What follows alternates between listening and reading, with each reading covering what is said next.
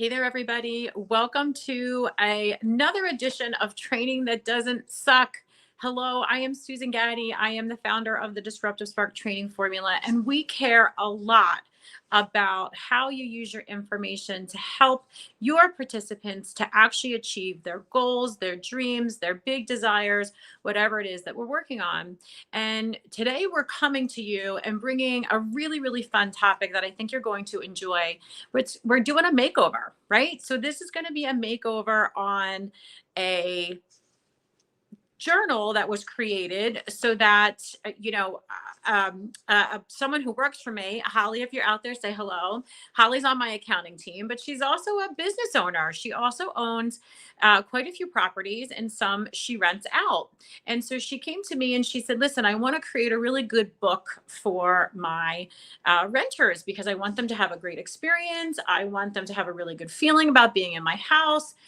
Research shows, right, that the more someone feels like they're a guest in your home, the better connection you have between the renter and the tenant, the more likely they are, one, to return, two, to take care of your property, right? And three, to really feel even better about the experience. Hey, everybody, sounds a lot like an onboarding program, doesn't it, right? Same things. So we all know when it comes to onboarding or sort of any type of training like that, it tends to be from our perspective, right? Holly's the expert. This is her home. She loves it so, so much. It's her haven down at the shore. Any South Jersey fans in the house? If you want to rent a really great 2-bedroom condo, connect with Holly. We'll put her information in here. But she loves this place. Her family goes there. They have a wonderful time, and they want to share it with other people. And they want to share what they know and love about Ocean City, New Jersey. So she had this great idea for a welcome guest book. Any of you out there have ever received anything like that, or have ever been a part of anything like that? You know how great it is when you show up to someone else's house in a place you've never been before, and you have a handful of things waiting for you. I rent houses a lot, and I know this is true for me as well. So in this instance, instead of the first thing you normally do is just collect a whole bunch of information. And the idea is I'm just going to share with them everything that I want to know. And that's pretty true for what we do as training. We have good intentions, right? We know the experience that we want to create. And we believe that us giving everybody the information that we have is going to be really helpful to them. But that's actually not true. It's actually completely opposite. It's actually not the information you have at all that is the most value you have to share. So I hope that's something brand new for you. If that's brand new for you, tell me in the comments, because I believe that a lot of people are led to believe that everything you know is the most important thing, and you should share all the things that you know with everyone, right? There's a whole lot of things wrong in there, but the one we're going to focus on today is how can we help you to become the most powerful version of yourself with your information. And I'm going to show you, it always starts in the beginning, right? So we have our ideas, we start writing our notes. This is very typical in my world. This is very typical of what Holly did or many of you do when you first get started. We just simply start writing everything down, right? Then it starts to get a little bit more organized, which is really cool. And then all of a sudden you're adding some really fun things to it. So I want to show you the progression. I'm going to take you into my office. I'm going to see if I've never done this before. We're going to see if this works. Welcome to my home, by the way. I'm Susan, if we haven't met. If you're just joining in, we're talking about what is really the most value that your information has to offer to the people that you serve or you work with. In this case, it's my friend Holly, who happens to also be my part-time accountant at MXID. You have to love when you have good friends that also have exceptional skills that you need. It's so great to have them. So now we're back in my office because I want to show you Holly's book, because it really is very good. And we had this awesome session where I spent time just showing her a couple of simple tweaks that she could make to take the information she had created and to make it even better. So I'm going to see if I can pull myself out of this one stream. I'm going to add myself in over here.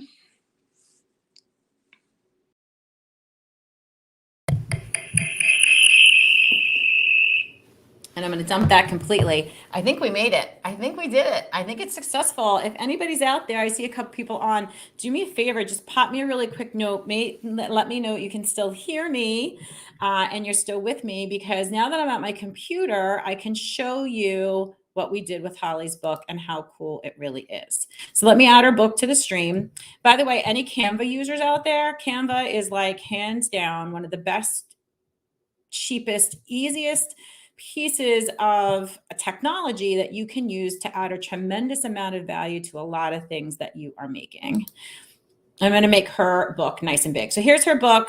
Welcome to Adventures on Asbury. I mean, already, right, when you show up to this house, how great is it to have something that looks really fresh, looks really great? One of the things we talked about with Holly, oh, hey, Gwendolyn, thank you so much for letting me know.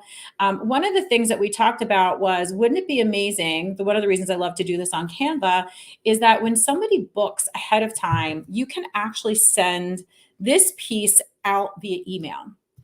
So how great is it to have this show up in your inbox before your trip so that you actually have a chance to like look through it? That's one of the first things I want you to think about when it comes to your information. Your information is not as valuable as you are. And the sooner you give people access to the information, the more time they have to be able to go through it. When you do meet, if you're going to meet together live, which a lot of you do, you actually have a, much richer conversation because they've already seen the information. So that was one of the things, a little extra bonus for you. But let me show you this first page. And now I'm going to have to just see how I go about making this change here, because this is the cover. I might have to just pop over here really quick. Okay, here we go. Here we go. So now you should see this. So one of the things she wanted to do is in South Jersey, for any of my South Jersey fans out there, maybe you have a favorite ice cream place, but she's like, Susan, I think it would be really great if I told everybody about all the different choices they have for ice cream, right? They have ones that are on the boardwalk, they have ones off the boardwalk, and this is what she put together. And I said, Holly, great idea, right? How much fun is it to know like what the ice cream place is? I said, but here's where you become more valuable. It doesn't necessarily matter what ice cream places you tell people about. What they really care about is, why do you like it? What's the story behind it? Which one should they go to?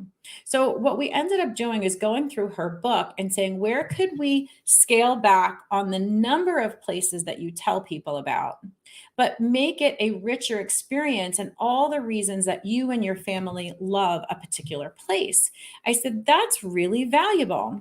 Give me a thumbs up if you think that's way more valuable. What would you rather have? Would you rather have a list of ice cream places and all of the ice cream places? Or would you rather have a list of maybe 2 or 3 ice cream places, but why are they a good one? And are they a good one for you? So let's take a look really quick at a couple of pages and how she started to make this look, because I think it's really, really good. And forgive me, I have to keep going back to find it because for some reason, here we go. Okay, so take a look at this, and I'm just going to increase the size a little bit. So here's what she did with the pizza. So instead of listing out, on a boardwalk, there's like 25 different places for pizza. But here's what she said. The great debate over our favorites. She's building connection with this family. This is my family's favorites. We can't wait to hear what your family favorites are. And she gave 3 of their favorite choices. And if you look really close, it's kind of hard here. She gives you a bit more of detail, an important piece of information around why this would be good. So not only can you get pizza here, but you can get sandwiches, you can get lunch, you get dinner, and does it in one spot. And look at this, and the chicken salad is to die for. What's more helpful here, the title or this description? And if you're with me live, if you're watching on the replay, feel free to comment. I mean, look at this. She added this little nugget here. And at 3 Brothers, she added this cool little nugget here. Each slice is as big as your head. I mean, how much more fun is that? How much more valuable is that, right? Remember, it's not the information. It's not the information at all. It's the value you bring to that information. Think about this from typical training. How many times did you go to a workshop and they tell you, this is this, and this is that, and this is this, and this is that? Quite frankly, in today's day and age, you really don't need at all. You really don't need. I'm going to make myself a little bit bigger here just while I'm having this conversation.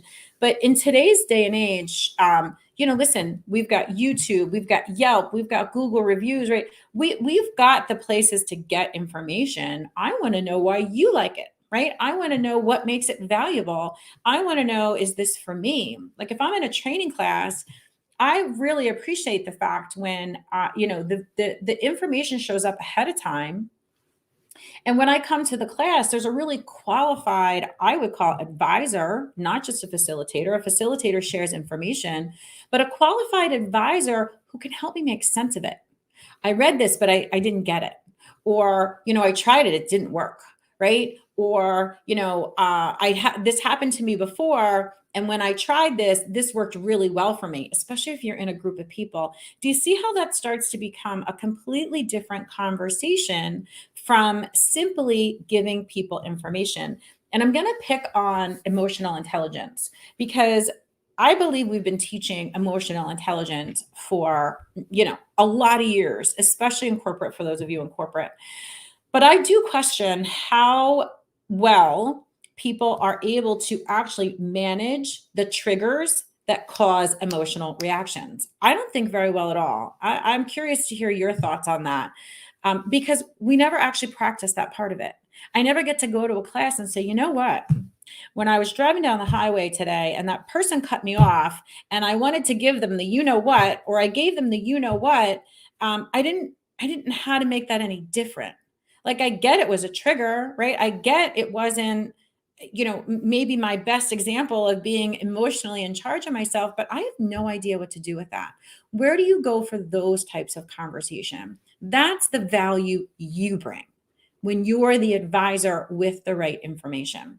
So I hope that really is helpful to you, because I feel like, it's really time to make a huge shift in, what it is, these training experiences that we're creating for people.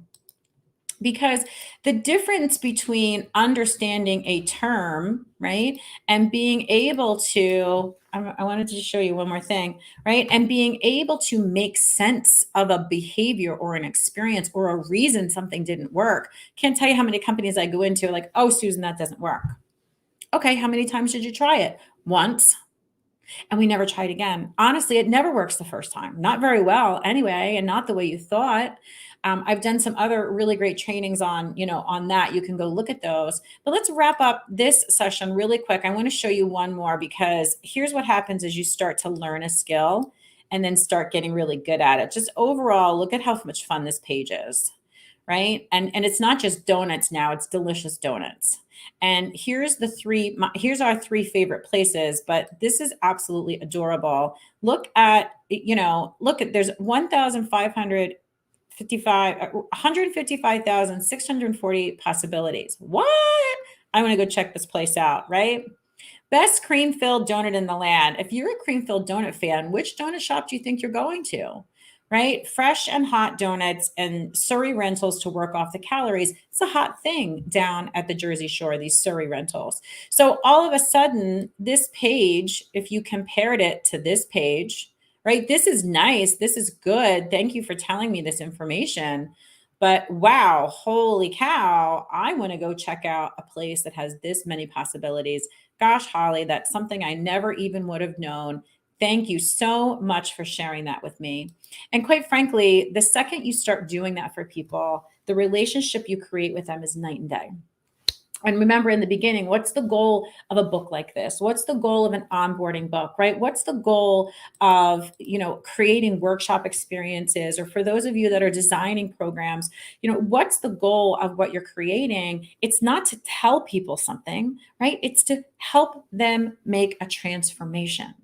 And the only way to do that is to get beyond those initial knowledge pieces and start creating breakthroughs and aha moments. And I never knew that before, or you're a genius, right? That's what they start saying to you.